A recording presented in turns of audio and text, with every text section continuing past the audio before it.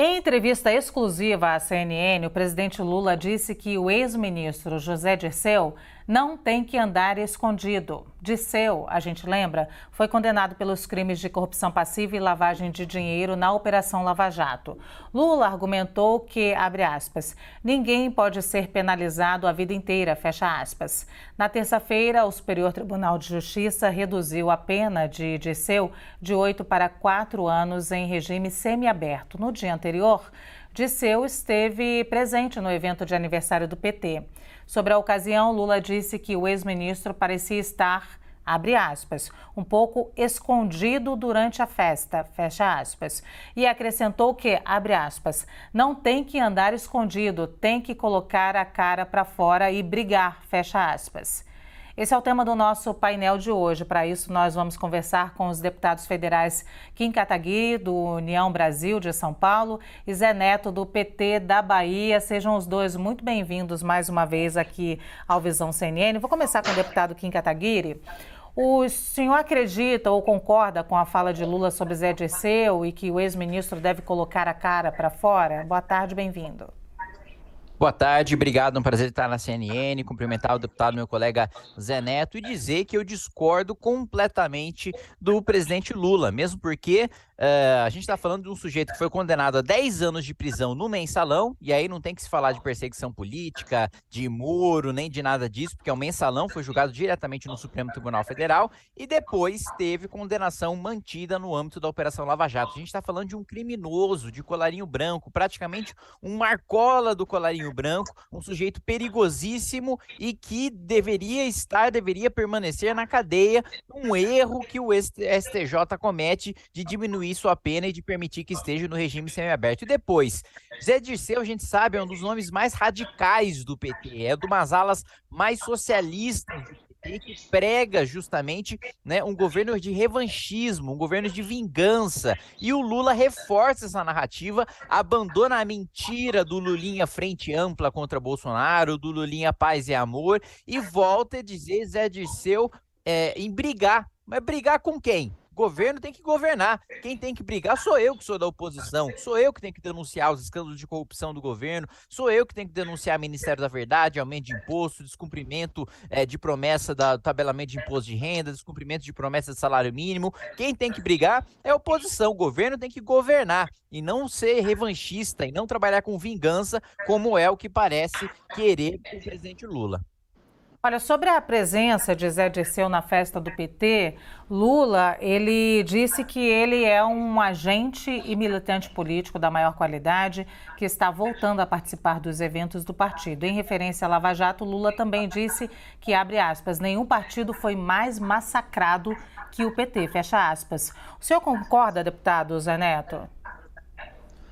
Olha, primeiro, boa tarde, prazer estar falando com vocês, saudar o Kim, dizer que o Brasil precisa sair dessa.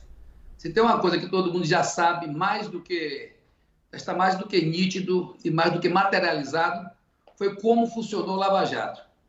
E todos sabemos hoje quais eram os reais interesses de grande parte do que foi feito dentro do Lava Jato, inclusive na destruição de empregos, de empresas e na tendência que ela tinha de encaminhar o Brasil no mau caminho, no caminho do desmonte da sua indústria, no desmonte das suas instituições, no desmonte da sua ordem jurídica legal.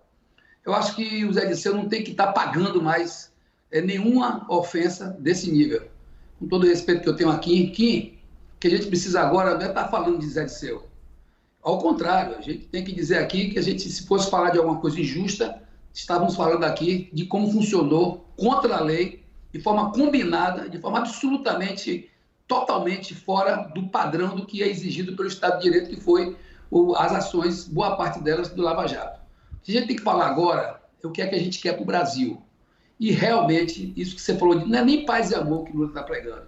O que Lula está pregando é nós nos reunirmos em torno dos temas que o Brasil precisa resolver, tipo reforma tributária. Você é uma cabeça inteligente, pode colaborar, e você sabe, a gente conversou essa semana lá em Brasília, eu estou te dizendo novamente, nós vamos ter que nos unir todos, deixar um pouquinho de disputas ideológicas de lado para sentar em torno de uma mesa e saber o que é que a gente pode fazer nesse momento histórico do Brasil, inclusive que temos um ministro importante numa pasta que, inclusive, foi suprimida, que é a pasta do Ministério de Indústria, Comércio e Serviços e Inovação, para que a gente possa, com Alckmin, com Lula, com Haddad, com nossa turma, sentar com vocês, sentar com oposição e dizer, ó, até aqui é a oposição, daqui até aqui também é condição que a gente tem de dialogar e reconstruir o país, fortalecer a sua democracia e fortalecer, acima de tudo, a condição que nós temos de dar uma virada fiscal e tributária. Só para encerrar, dizer que os que mais estão reclamando de Zé Dirceu foram aqueles que estavam dia 8 de janeiro tentando destruir as instituições do país. Esses são os que eu ouvi na rede social, os que mais reclamam. Esses não têm moral de falar nada. Esses sim é que tem que estar presos porque queriam destruir o Estado de Direito e a nossa democracia. Então vamos passar a régua nessa conversa, vamos partir para cima para que a gente possa garantir ao Brasil a condição do Brasil avançar e ter, evidentemente, uma reforma tributária e uma condição de melhorar a vida do povo brasileiro. Deputado Kim, o senhor disse na sua primeira resposta que o Zé Dirceu é um sujeito perigosíssimo, estou usando as suas palavras, nem devia estar ali. E aí eu quero, claro, lhe questionar, porque a justiça, ela não deixa ninguém perigosíssimo solto. Então, o que o senhor queria dizer com isso? E queria emendar também com um pouco do raciocínio do deputado Zé Neto aqui, colando com uma fala do presidente Lula de ontem. Ainda há pouco nós discutimos aqui essa fala, e ele disse que a criminalização é exatamente por esse resultado, né? Quando você nega a política, é a frase, o resultado é exatamente o surgimento do autoritarismo. O presidente Lula faz sempre essa crítica de criminalizar políticos. E aí eu queria que o senhor falasse um pouquinho sobre esse surgimento do autoritarismo, se isso tem uma relação direta, na sua opinião, já que a gente está falando de criminalizar pessoas aqui. Não, a gente não está falando de autoritarismo e criminalizar pessoas. A gente está falando de políticos criminosos, e Zé Dirceu é um criminoso, segundo a justiça, não segundo a mim. Ele pode falar, não, mas a Lava Jato foi parcial. Vamos supor, eu discordo veementemente disso, mas vamos supor que foi parcial. E o mensalão? 10 anos de cadeia no mensalão. Para além disso, a destruição de empregos e de empresas foi a corrupção e foi o cartel das empreiteiras que gerou essa destruição. Não foi a Operação Lava Jato. O que a gente deveria estar falando, a gente não deveria estar falando de Zé Dirceu, diz meu colega Zé Neto. Mas quem está falando de Zé Dirceu é o Lula, não sou eu. Temos que falar sobre os abusos da Lava Jato. Mas peraí, e a doação que o novo juiz da Lava Jato deu ao Lula? O juiz não tem que ser imparcial? Como é que o juiz doa para a campanha de um presidente da República? Indústria, concordo, nós temos que reindustrializar o país. O PT deu 400 bilhões de reais para industriais amigos e isso não beneficiou em nada o país, e quem diz isso não sou eu, é a FGV e o INSPER. O PT teve a maior política de destruição industrial da história do país. E quem mais reclama de Dirceu não são aqueles que destruíram coisas no dia 8, não, é a grande maioria que não estava lá, que defende a democracia, a grande maioria que é de direita, é republicana e é democrática e considera Dirceu um criminoso, como a justiça considera. E aí eu vou discordar da apresentadora. Sim, a justiça deixa a gente perigosíssima solta e inclusive impune, e inclusive faz manobras processuais para que gente perigosíssima possa disputar eleições. Bom, o senhor tem direito de discordar. Eu aqui falo em nome, é claro, do que a gente vê na justiça e no jornalismo. É claro que isso acontece também. Eu queria que o senhor definisse o perigosíssimo. O senhor acabou não definindo, deputado Kim. Por que ele é perigosíssimo? Por favor. Ele é perigosíssimo porque ele defende vingança contra adversários do PT. Veja, eu, quando tinha 17 anos de idade, o ministro da Justiça da Dilma me investigou e produziu dossiê contra mim sem ter nenhuma evidência de crime. Pelo amor de Deus, eu tinha 17 anos de idade. O que ele encontrou? Que eu dei cola para um colega na escola? Dossiê contra mim. Hoje eu tenho que entrar com habeas data na justiça para saber o que diabos tinha nesse dossiê que o PT elaborou contra mim. Apanhei fisicamente de militantes petistas que foram em frente ao Congresso Nacional bater na gente a mando do líder do PT na Câmara. Aquela época do impeachment. E Zé Dirceu, como eu disse, é da ala mais radical do PT, é da ala mais autoritária do PT, é daquela ala que diz que o erro do PT no impeachment da Dilma foi não ter promovido generais corretos, não ter mudado o currículo das Forças Armadas e não ter regulamentado os meios de comunicação. Isso é perigosíssimo, isso é autoritarismo. Não é só crime de colocar dinheiro no próprio bolso, é crime para se perpetuar no poder e para diminuir e restringir liberdades e direitos individuais. Deputado Zé Neto, vou lhe dar uns minutos também para contraponto, é claro.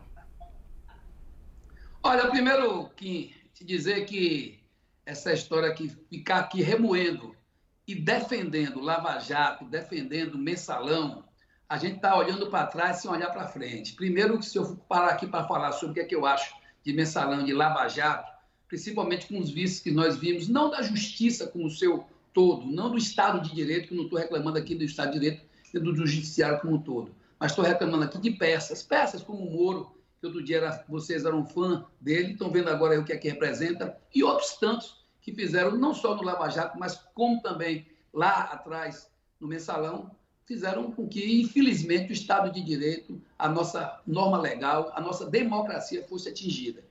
Lhe lembrar que o período que Zé Dirceu esteve à frente do governo, dos ministérios importantes, principalmente na Casa Civil, foram os momentos de maior diálogo, maior crescimento do Brasil. E quero te lembrar também que, ao contrário do que você está falando, nós estamos aqui falando hoje não só de Zé Dirceu, mas do presidente Lula, do Haddad, do Alckmin, do Zé Neto, da bancada do PT e de todos aqueles que juntos construíram uma aliança, tanto na eleição como agora, dentro do Congresso e dentro da Câmara, para olhar os temas centrais do Brasil. Eu espero, inclusive, que essa palavra ódio, essas palavras ódio, rancor, essas palavras que fizeram parte desse erário político que nós herdamos aí do governo passado, que elas fiquem para trás e que a gente possa aqui discutir, debater ideias, discutir, debater não só pessoas que, se a gente for olhar quem são os injustiçados, com certeza você vai encontrar na história do Brasil recente os grandes injustiçados que foram no Brasil, principalmente o presidente Lula, que conseguiu dar a volta por cima, mostrar a sua grandeza e a sua inocência. Hoje volta à presidência da República. Sei que você tem aí, guarda as suas mágoas por conta do MBL e outros movimentos que você também sabe que temos críticas à forma de conduta de vocês, mas vamos deixar um pouquinho de lado esses debates e partir para ideias. Qual é a ideia que você tem de reforma tributária?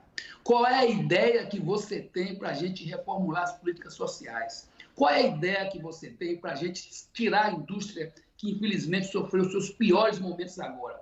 Qual é a ideia que você tem para a gente voltar a desenvolver serviço, gerar emprego, gerar renda, gerar felicidade no nosso Brasil? Eu disse a você e vou repetir, a palavra é bom senso, diálogo. Nós temos que caminhar nesse sentido. E acho que essa paranoia que a gente vê a oposição vivendo, inclusive, estão sem assunto, aí procuraram o assunto Zé Dirceu. Zé Dirceu é muito bem-vindo ao PT, Zé Dirceu não tem que estar se escondendo, e eu vou lhe dizer mais, se Zé Dirceu já pagou algum preço, pagou mais do que o que devia. Inclusive, lembre-se que não foram provas materiais que tiveram contra Zé Dirceu. A teoria que levou Zé Dirceu à prisão foi uma outra situação que a gente não pode mais dar vazão a essa história de convicção ou de situações que não condizem à materialidade de qualquer que seja o crime que a pessoa muitas vezes é condenada. Portanto, eu volto a dizer a você que nós queremos com a oposição é que ela faça o papel dela, mas ela esqueça o ódio, ela esqueça o rancor, ela esqueça o personalismo e vamos trabalhar com ideias para que a gente possa levar o Brasil a voltar a se desenvolver, sair dessa situação absurda que nós encontramos e criar um Brasil mais humano, mais justo e muito mais progressista. Sim, muito obrigada. Eu desculpa interrompê-lo, deputado, já estou no sim aqui no final, mas é porque a gente realmente está com o tempo esgotado. Quero deixar sempre o convite aqui para que o senhor, deputado Zé Neto, esteja aqui com a gente, também deputado Kim Kataguiri, que vem várias vezes aqui debater. Deputado, pode discordar de mim também, não tem problema, é meu problema, minha função aqui é instigá-lo a falar. Muito obrigada, então, os dois aqui. Nós conversamos com os deputados federais Kim Kataguiri, do União Brasil de São Paulo, Zé Neto, do PT da Bahia. Desde já agradeço, então, a participação dos dois.